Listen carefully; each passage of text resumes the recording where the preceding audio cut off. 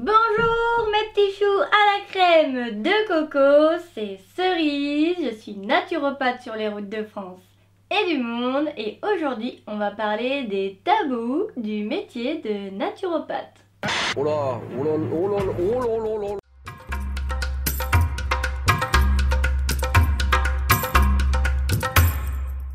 Alors le métier de naturopathe c'est toute une histoire, c'est vraiment quelque chose, en France en tout cas, de mystérieux. Eh bien, levons le voile sur ce métier, surtout sur ces tabous. Que tu sois consultant ou futur consultant ou naturopathe, installe-toi bien dans ton fauteuil parce qu'on va parler vraiment sérieusement. Alors, d'une part, le naturopathe est traité de gourou ou bien est dans une secte. Ça peut être ésotérisme, religieuse, toutes sortes de sectes, tout ce que tu veux, possible et inimaginable. Pourtant, la naturopathie, comme j'aime le dire dans mes vidéos, c'est quand même la troisième médecine traditionnelle reconnue par l'OMS, donc l'Organisation mondiale de la santé, aux côtés de la médecine ayurvédique et chinoise. C'est une médecine ancestrale. Donc forcément, comme il n'y a pas de statistiques scientifiques sur cette médecine, on nous prend pour des faux médecins. Cancer. Ah oui, j'ai entendu parler de cette maladie. Très fâcheux. Justement, parlons de la médecine. Les naturopathes qui se sont formés en France ou ailleurs, c'est vraiment le flou juridique. C'est-à-dire que dans certains pays, c'est reconnu, c'est même valorisé et prôné, mais en France, pas du tout. En France, juridiquement, il n'y a rien. Zéro, nada, que dalle. Tu nages franchement dans un océan, hein, voilà, de désinformation complète sur ce métier en tout genre. Premièrement, nous avons la FENA qui s'est proclamée dieu de la naturopathie. On ne sait pas trop pourquoi, mais c'est une fédération tout simplement qui prône pour la naturopathie en France. C'est bien. Mais du coup, elle a mis tout en place une stratégie pour avoir une charte de qualité commune, pour avoir une charte de déontologie aussi commune, pour que les Français y voient un peu plus clair sur le métier de naturopathe. Mais, ouais, c'est bien, hein, mais du coup, ça en fait un dogme. Puisque les écoles qui fleurissent en ce moment un peu partout en France ne sont pas sur la même longueur d'onde.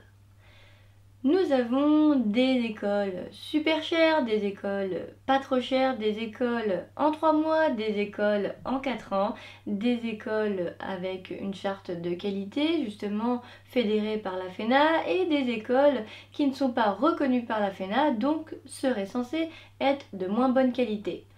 Je ne suis pas d'accord avec ça puisqu'il y a pas mal d'écoles qui ne veulent pas rentrer dans la FENA justement pour être libres puisque la FENA exige des examens comme elle a envie de le faire ou un mémoire par exemple, ce que certaines écoles ne font pas.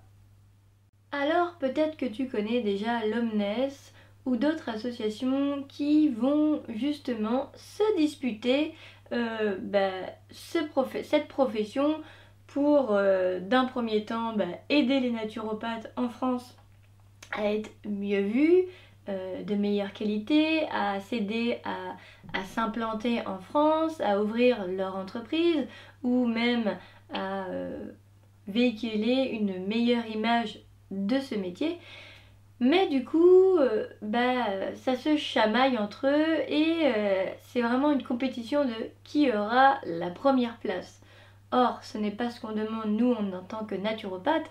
Ce qu'on demande, c'est tout simplement de nous laisser faire notre travail comme on le souhaite, avec des règles quand même, je l'accorde, correctes, en tout cas que ça parte pas dans tous les sens, et j'en viens qu'on ne fasse pas de la médecine illégalement. Merci à tous d'être venus à notre conseil tribal. La médecine illégale, c'est un tabou que les naturopathes ont tendance à essayer de mettre sous le tapis. Bah oui, parce que on est quand même borderline entre la santé par rapport à la médecine conventionnelle et la santé, l'hygiène de vie avec les médecines ancestrales. On est entre les deux. Du coup, c'est peut-être pour ça qu'on est aussi un peu mal vu. Pourtant, j'ai fait une vidéo là-dessus, tu peux la regarder sur les 19 choses à ne pas faire quand tu es naturopathe, et ça vaut les tours parce qu'on a bien rigolé à la faire. Ça montre toutes les choses que le naturopathe ne doit pas faire, mais surtout qu'il y a vraiment une limite, des règlements, et qu'on ne peut pas faire tout ce qu'on veut en naturopathie. Un autre tabou sur le métier du naturopathe, les réseaux sociaux. Comme tu es hygiénisme de vie, comme tu es coach de vie, tu fais des réformes alimentaires avec plein d'autres méthodes, il y a des naturopathes ou des consultants qui trouvent que c'est mal vu d'utiliser les réseaux sociaux.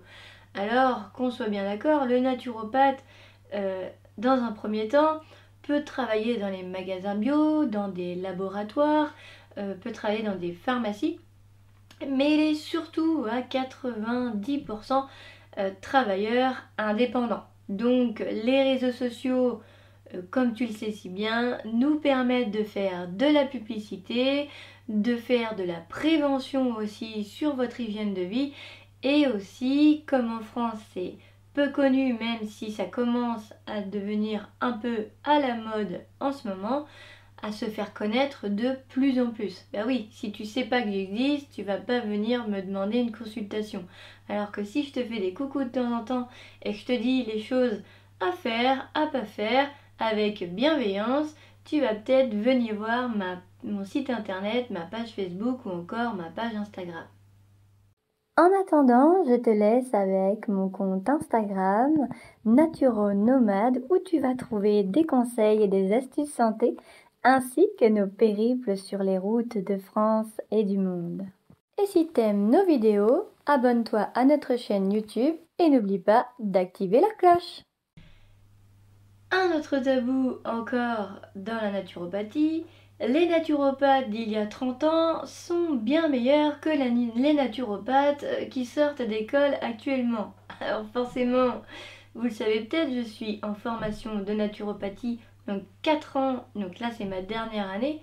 Je ne peux que défendre ma place dessus puisque les naturopathes d'il y a 30 ans, vu que c'était pas forcément bien connu et à la mode, il n'y avait pas 30 000 écoles, ils n'apprenaient pas tout ce qu'on apprend maintenant. Après, eux, ils ont forcément l'expérience et les témoignages de leurs consultants que nous n'avons pas encore forcément. Le tabou le plus énorme dans la naturopathie envers le métier du naturopathe, l'argent. Oui, quand même, Cerise, tu fais un métier de bien-être, il faut que ça soit accessible à tous. Mais oui, c'est ce que je prône, et j'ai envie de faire de la prévention tout autant que possible, et à des prix vraiment abordables. Mais comme nous sommes peu connus et que c'est mon gagne-pain, je dois bien aussi voir la concurrence sur le terrain, et qu'une consultation toutes les semaines ou 2 consultations quand tu démarres, c'est sûr que si c'est à 30 € la consultation, parce que le médecin lui fait 25 € et encore vous êtes remboursé, nous sommes... Il y a des mutuelles quand même qui se mettent à rembourser petit à petit pour les médecines alternatives, même si j'aime pas ce mot. Et c'est bien, il faut continuer comme ça.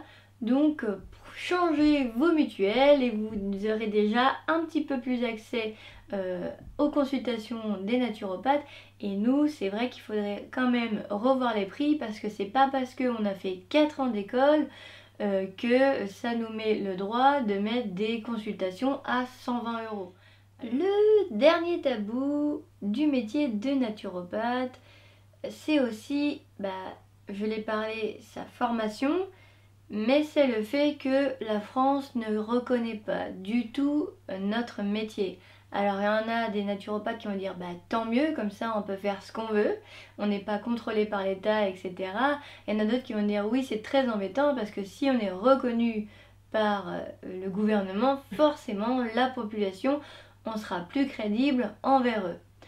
Je suis ni pour l'un ni pour l'autre, tout est un équilibre, c'est-à-dire que le gouvernement ne se gêne pas en tant qu'auto-entrepreneuse de nous prendre notre argent, même s'il ne reconnaît pas notre métier. Alors bon, s'il nous laisse travailler sans que bien sûr des naturopathes en profitent pour vous mettre dans des sectes où vous parlez de trucs un peu complètement bizarres, et c'est sûr que le métier ne va pas être vu dans son ensemble, alors qu'on peut apporter mais tellement de choses avec toutes les techniques qu'on nous a apprises. Et puis surtout, nous faisons de l'holisme. C'est vraiment un concept qui nous tient à cœur, et avec ce concept, on vous voit vraiment dans votre globalité. On va chercher la cause de la cause de la cause de vos maux. C'est quand même très important et on le fait d'une façon bienveillante, avec de l'amour et surtout avec l'envie que vous soyez autonome sur votre propre santé. Ah oui, je vais rajouter aussi dans le tabou du métier de naturopathe, les naturopathes qui ne se sentent plus, qui se prennent vraiment pour les dieux de la nature. C'est-à-dire que c'est pas que parce que vous avez saisi une infime partie des codes biologiques de la vie au naturel que vous devez vous prendre pour le dieu de l'hygiène de vie et donner des conseils à tout va, à qui l'entendra, en rabaissant les autres qui ne font pas comme vous, à bon entendeur. Je tiens à souligner que le métier de naturopathe est vraiment un très beau métier. Ayez confiance en nous. Nous sommes vraiment là pour votre santé, pour votre hygiène de vie. On est là pour votre bien-être intérieur et extérieur. Surtout dans la société actuelle avec tous ces stress, avec toute cette alimentation à profusion, avec cette alimentation qui est morte, il n'y a pas d'autre mot, avec tous ces produits industriels, ces publicités qu'on nous vend à tort et à travers. Qu'est-ce que vous voulez pour vous demain, pour votre santé, et qu'est-ce que vous voulez pour vos enfants? Vraiment, c'est une question auquel nous pouvons répondre et nous pouvons avancer tous ensemble en changeant ne serait-ce qu'infiniment ce qu'on mange dans notre assiette. Je vous dis à bientôt sur le chemin de la conscience et du bien-être naturel. Si toi aussi tu as des tabous que je n'ai pas cités sur les naturopathes, ou même en tant que consultante et peut-être tes mauvaises histoires chez un naturopathe, je serais curieuse de les avoir en commentaire. D'ici là, portez-vous bien. Un bon naturopathe, c'est toujours se munir d'un bon avocat.